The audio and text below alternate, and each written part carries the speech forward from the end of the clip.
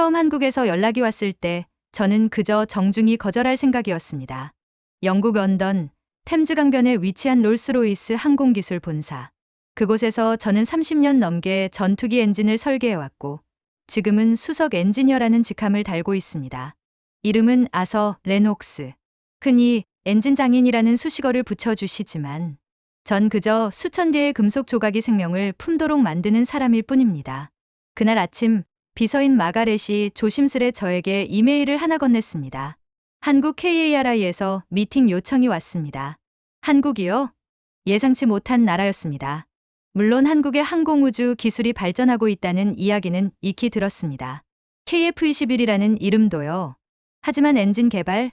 그것은 차원이 다른 이야기였습니다. 독자 개발 말입니까? 저도 모르게 헛웃음이 나왔습니다. 마가렛은 묵묵히 고개만 끄덕였습니다. 그 순간 저는 머릿속으로 계산기를 두드렸습니다. 제트 엔진 하나를 만든다는 건 단순히 부품을 모아 조립하는 게 아닙니다. 초고온을 견디는 내열압금, 정밀한 연소 제어 기술, 수만 RPM으로 회전하는 터빈 블레이드. 여기에 들어가는 기초과학과 축적된 시행착오의 시간은 최소 30년입니다. 한국이 그걸 하겠다고요? 솔직히 믿기 어려웠습니다. 하지만 이내 문득 떠오른 장면이 하나 있었습니다. 20년 전 사우디아라비아 공군과 함께 일하던 시절 F-15 엔진 수리에 한국인 기술자들이 투입됐었죠. 그들의 손놀림, 침착함, 그리고 엔진의 숨소리까지 들으려는 듯한 진지함이 기억에 선명하게 남아 있습니다. 잠깐 다녀오죠. 저도 모르게 그렇게 말하고 말았습니다. 며칠 뒤 인천공항에 도착한 저는 한국항공우주연구원의 차량을 타고 대전으로 향했습니다. 동틀 무렵의 하늘은 어딘가 낯설면서도 묘하게 따뜻했습니다. 그렇게 만난 사람이 박성우 선임연구원이었습니다. 어서 오십시오. 저희 나라 기술자들의 열정을 보여드리고 싶습니다. 그의 목소리에는 떨림이 없었습니다. 그저 담담하고 단단했습니다. 연구소 한편에 세워진 KF-21 시제기를 마주한 순간 저는 한동안 말을 잇지 못했습니다. 흡사 살아있는 생물 같았습니다. 기체의 윤곽, 날개 끝의 각도, 그리고 엔진 흡입구의 라인까지 아직은 미국 엔진이 들어가 있습니다. 박성우 연구원의 말에 저는 고개를 돌렸습니다. 그의 표정엔 자부심보단 아쉬움이 비쳤습니다. 그날 밤 연구소 안작은 사무실에서 두 번째 만남이 있었습니다. 커피잔을 사이에 두고 앉은 그는 조심스럽게 흑백 사진 한 장을 꺼내 보였습니다. 사진 속엔 머스탱 전투기의 엔진을 맨손으로 수리하는 한 한국인 공병이 있었습니다. 1951년 김포 비행장. 이분은 제 할아버지입니다. 그는 사진을 보며 천천히 말을 이어갔습니다. 그때는 아무것도 없었어요. 장비도 자원도. 하지만 하늘은 포기하지 않았습니다. 그의 말은 단순한 기술의 이야기 그 이상이었습니다. 저는 그제서야 깨달았습니다. 이 나라는 단지 엔진을 만들려는 게 아니었습니다. 의지로, 역사로, 그리고 기억으로 하나의 미래를 만들고 있었습니다. 그리고 그날 밤, 저에게 처음으로 이 여정의 끝을 보고 싶다는 마음이 들기 시작했습니다. 그날 밤, 사무실 유리창 밖으로 보이던 대전의 하늘은 조용히 어두워지고 있었습니다. 창가에 기대선 채 저는 박성우 연구원이 내민 그 사진을 다시 한번 바라보았습니다. 지극히 오래된 사진 한 장. 빛이 바랜 그 흑백 속에는 이상하게도 지금 이 순간보다 더 선명한 진심이 담겨 있었습니다. 사진 속 젊은 공병의 눈빛은 그 어떤 고장난 기계 앞에서도 절대 물러서지 않겠다는 강한 의지를 품고 있었죠. 박성우 연구원은 사진을 천천히 접으며 말했습니다. 할아버지께서 생전에 늘 하시던 말씀이 있습니다. 기계는 언제든지 멈춘다. 하지만 마음만은 멈추면 안 된다. 라고요. 그 말에 저는 이상하게 마음이 뭉클해졌습니다. 평생을 엔진과 함께 살아온 저에게 기계는 차갑고 정밀한 논리의 산물이었습니다. 성공과 실패는 오직 수치로만 평가되었고 기술은 그 자체로만 의미를 가졌습니다. 하지만 이곳에서는 달랐습니다. 그들에게 엔진은 단순한 추진체가 아니었습니다. 그것은 과거를 딛고 미래를 여는 증거였고 더는 타국의 기술에 의존하지 않겠다는 선언이었습니다. 영국에서는 저런 사진을 보면 보통 역사책 속 한 장면이라고 여깁니다. 그런데 한국에서는 그게 아직도 사람들의 가슴 속에 살아있다는 걸 오늘 처음 느꼈습니다. 제 목소리는 조금 떨렸고 박성우 연구원은 고개를 숙인 채 조용히 미소 지었습니다. 그 후 몇 시간 동안 우리는 KF-21의 현재 엔진 장착 상황, 항공기의 추력 요구 조건, 터빈 블레이드의 내열 수명 문제 등 다양한 기술적 주제에 대해 이야기를 나누었습니다. 하지만 묘하게도 제 머릿속에 가장 또렷이 남은 것은 그 사진 속 공병의 눈빛이었습니다. 그날 밤 호텔로 돌아가는 차량 안, 창밖에 스치는 대전의 네온, 불빛들이 마치 천천히 회전하는 엔진 터빈처럼 느껴졌습니다. 이 사람들은 진심이다. 이것이 제가 내린 결론이었습니다. 그리고 문득 이 나라가 진심을 다해 만들고자 하는 그 엔진의 소리를 꼭 들어보고 싶다는 생각이 들었습니다. 결국 저는 제 자신에게 물었습니다. 아서, 당신은 왜 엔진을 만들기 시작했는가? 그 답을 한국에서 찾을 수 있을지도 모른다는 생각이 처음으로 마음속에서 피어올랐습니다. 며칠 후 저는 다시 대전으로 향하는 KTX를 타고 있었습니다. 아침 햇살이 유리창 너머로 부서지고 있었고 열차 안의 조용한 진동이 마치 제 마음속 물결과도 같았습니다. 박성우 연구원의 말과 사진은 제게 깊은 여운을 남겼습니다. 단순한 업무 미팅일 뿐이라 여겼던 여정은 이제 어딘가 의미를 품기 시작한 듯했죠. 아서 박사님, 오늘은 엔진 모듈 개발팀을 소개해드리겠습니다. 다시 마주한 박성우 연구원은 이번엔 저를 국방과학연구소 산하의 특수연구동으로 이끌었습니다. 보안 검색을 여러 차례 거쳐 도착한 그곳은 마치 숨겨진 요새 같았습니다. 그리고 그 안에서 저는 또 한 명의 인물을 만나게 됩니다. 엔진 연소실 담당 책임자 김윤재 박사. 처음 뵙겠습니다. 제가 이 프로젝트에서 가장 많이 폭발을 본 사람입니다. 처음엔 그렇게 농담처럼 말했지만 그의 눈빛은 농담과는 거리가 멀었습니다. 그는 지난 4년간 실험실에서만 엔진 연소 테스트를 1000번 넘게 진행했다며 고개를 숙였습니다. 폭발도 한 100건은 봤을 겁니다. 압력 밸브가 터지고 연소 불균형이 생기고 어떤 날은 실험실 바닥이 찢어지기도 했습니다. 그럴 때마다 무섭지 않으셨습니까? 제가 묻자 김 박사는 고개를 저었습니다. 사실 무섭죠. 그런데 그보다 더 무서운 건 우리가 포기하는 겁니다. 그 말에 저는 또다시 숙연해졌습니다. 그날 오후 김 박사는 저를 연소 시험장으로 데려갔습니다. 보호복을 입고 방음 헬멧을 착용한 뒤 조심스레 관측실에 들어갔습니다. 시험 시작합니다. 점화 10초 전. 스피커를 통해 들려오는 목소리에 순간 등줄기가 서늘해졌습니다. 엔진 내부 온도는 2000도를 넘고 회전 속도는 분당 수만 회. 인간이 만든 구조물 중 가장 정밀하고도 극한을 견뎌야 하는 순간이 다가오고 있었죠. 3, 2, 1. 점화. 순간 눈부신 불꽃이 어둠 속을 가르며 터져 나왔습니다. 마치 거대한 야수가 울부짖는 듯한 굉음과 함께 연소실이 진동하기 시작했고 그 안에서 분출되는 화염은 살아 움직이는 생명체처럼 격렬했습니다. 저도 모르게 손이 떨렸습니다. 그건 단순한 엔진의 소리가 아니었습니다. 그 안엔 박성우의 결에 김윤재의 끈기, 이름도 모를 수많은 연구원들의 땀이 담긴 국가의 심장 박동이었습니다. 시험이 끝나고 관측실을 나섰을 때 저는 한참을 말없이 서 있었습니다. 아서 박사님, 김윤재 박사가 말했습니다. 이게 저희가 하고 있는 일입니다. 그의 손바닥은 굳은 살로 뒤덮여 있었고 눈가에는 피로와 희망이 공존하는 빛이 떠 있었습니다. 그날 밤 호텔 방에 돌아온 저는 오래전 아버지와 나눴던 대화를 떠올렸습니다.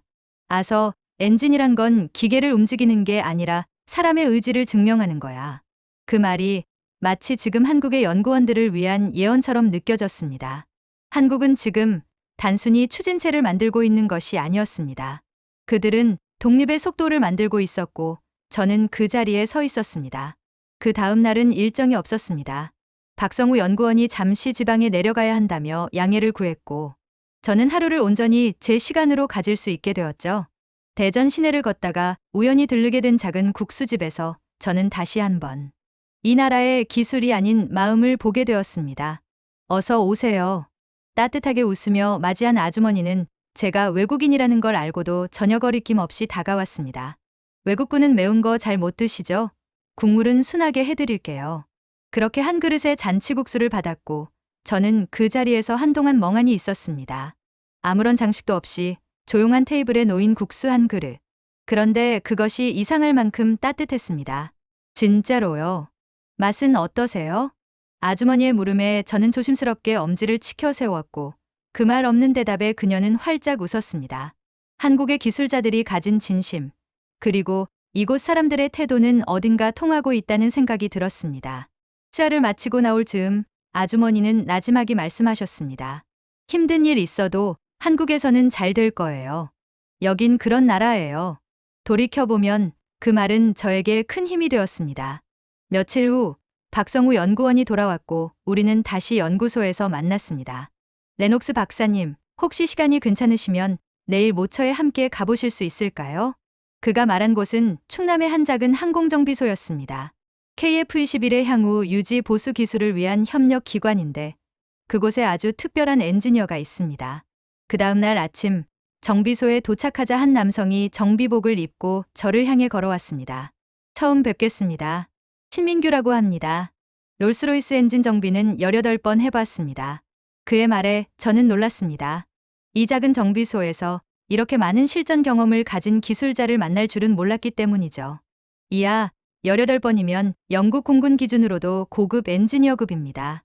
신민규는 웃으며 고개를 끄덕였습니다. 처음엔 무서웠습니다. 그런데 어느 순간부터 이걸 내 손으로 해냈다는 자부심이 생기더군요. 그는 KF-21의 실제 테스트 엔진을 정비하면서 내외부 부품의 온도 편차와 압력 변화를 손끝으로 느껴낸다고 말했습니다. 저는 그 이야기를 들으며 또 한 번 충격을 받았습니다. 수치로만 판단하는 저희 시스템과 달리 그는 엔진과 대화를 하고 있었습니다. 그날 밤 호텔 복도로 들어서며 저는 문득 생각했습니다. 지금 한국은 기술과 사람, 두 가지 엔진이 동시에 돌아가고 있다. 그 사실은 세계 어느 나라에서도 쉽게 구현되지 않는 일이었습니다. 그리고 저는 점점 더 이 프로젝트에 빠져들고 있었습니다. KF-21 프로젝트에서의 일정은 어느새 3주째를 넘기고 있었습니다. 저는 이제 서울과 대전을 오가며 수십 명의 기술진들과 회의하고 설계도 위에서 엔진의 심장을 다시 조율하며 진심으로 이 비행기의 날갯짓을 기다리고 있었습니다. 어느 날 저녁, 박성우 연구원의 제안으로 함께 저녁 식사를 하게 되었죠. 박사님, 오늘은 한국의 소울푸드를 소개해드리겠습니다. 그가 데려간 곳은 서울 강남의 전통 한정식집이었습니다. 상 위엔 15가지가 넘는 반찬이 나란히 놓였고 하나하나의 향과 색이 너무나도 정성스러웠습니다. 이걸 전부 만든다고요? 제 말에 박성우 연구원은 웃으며 고개를 끄덕였습니다. 이게 바로 저희 문화입니다. 기술도, 음식도, 사람도 겹겹이 정성이 쌓여야 비로소 완성이 되죠. 하지만 그날 밤 예상치 못한 일이 벌어졌습니다. 식사 도중 제 어금니 쪽에서 갑자기 툭 소리가 났고 이내 통증이 번졌습니다. 저도 모르게 젓가락을 내려놓고 얼굴을 찡그렸습니다. 괜찮으세요? 제 이가 전에 치료받았던 레진이 떨어진 것 같습니다. 당황스럽고 민망했습니다. 이 중요한 자리에서, 그것도 한국 회사 사람들과의 식사 자리에서 이런 일이 벌어지다니요. 하지만 진짜 문제는 그 다음이었습니다. 그럼 바로 치과에 가시죠. 박성우 연구원이 말하자 저는 당황스러운 표정을 감추지 못했습니다. 지금이 몇 시인데요? 밤 9시가 넘었잖아요. 그때 옆에 앉아 있던 김윤재 박사도 말했습니다. 한국에서는 24시간 운영하는 치과도 꽤 많습니다. 그 순간 저는 오히려 반감이 생겼습니다. 설마 이 상황을 과하게 포장하는 건 아니겠지. 그들의 말이 사실이라는 믿음보다 한국은 뭐든 가능하다는 자신감이 과장되어 있는 것처럼 느껴졌던 겁니다. 그리고 저는 조심스럽게 물었습니다. 솔직히 말씀드리면 조금 불편합니다. 지금 이 시간에 진료가 가능하다는 게 현실적으로 납득이 안 돼서요. 분위기가 잠시 싸늘해졌습니다.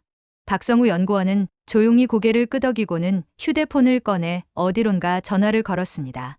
아, 원장님. 혹시 지금도 진료 가능할까요? 네, 외국 손님이 급히 치료가 필요하신데. 그렇게 불과 30분 뒤 저는 서울의 한 심야 치과에서 진료를 받고 있었습니다. 조명 아래 저를 진료하던 원장님은 능숙하게 레진 상태를 확인하고는 이렇게 말했습니다. 기존 충전물이 오래돼서 떨어진 것 같네요. 금방 다시 충전해 드릴게요. 진료는 정말로 15분 만에 끝났습니다. 그리고 가장 놀라웠던 건 진료비였습니다. 총 35,000원입니다. 저는 한동안 말을 잇지 못했습니다. 영국이었다면 응급 외래를 거쳐 몇 주를 대기해야 하고 치료비는 최소 수십만 원에서 시작됐을 겁니다. 그 순간 저는 마치 전혀 다른 세상에 있는 듯한 느낌이 들었습니다.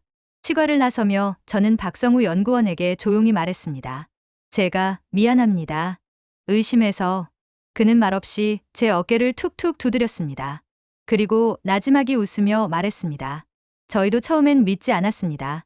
하지만 저희 손으로 만들어낸 걸 보면서 이제는 저희도 자신 있게 말할 수 있게 되었어요. 그날 새벽 3시 호텔 창문을 열고 바라본 서울의 야경은 어딘가 다르게 보였습니다. 이 나라는 기술도 사람도 생각보다 훨씬 더 준비되어 있었습니다. 그리고 저는 다시 확신하게 되었습니다. 이곳에서 저는 단지 비행기를 만드는 것이 아니라 미래를 함께 만들고 있었던 겁니다. KF-21 독자 엔진 개발 프로젝트는 어느새 중요한 분기점을 맞이하고 있었습니다.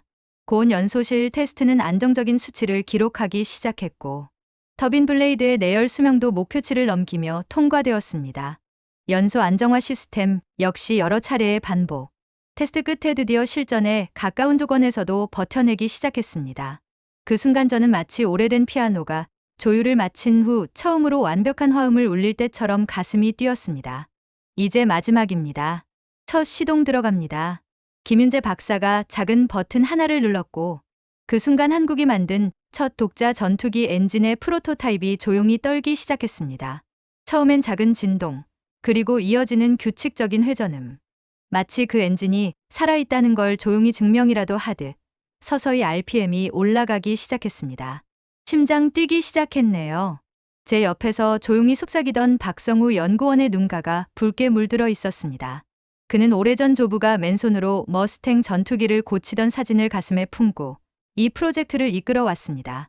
그리고 그 의지는 이제 현실의 기술로 나타난 것이었습니다. 레녹스 박사님. 그가 제게 말했습니다. 사실 처음엔 영국에서 박사님이 올 거라 생각 못했습니다. 왜 이런 무모한 도전을 하느냐고 다들 묻기도 했고요. 저는 미소를 지었습니다. 이제 압니다. 이건 무모함이 아니라 자유를 향한 권리였습니다. 기술의 독립.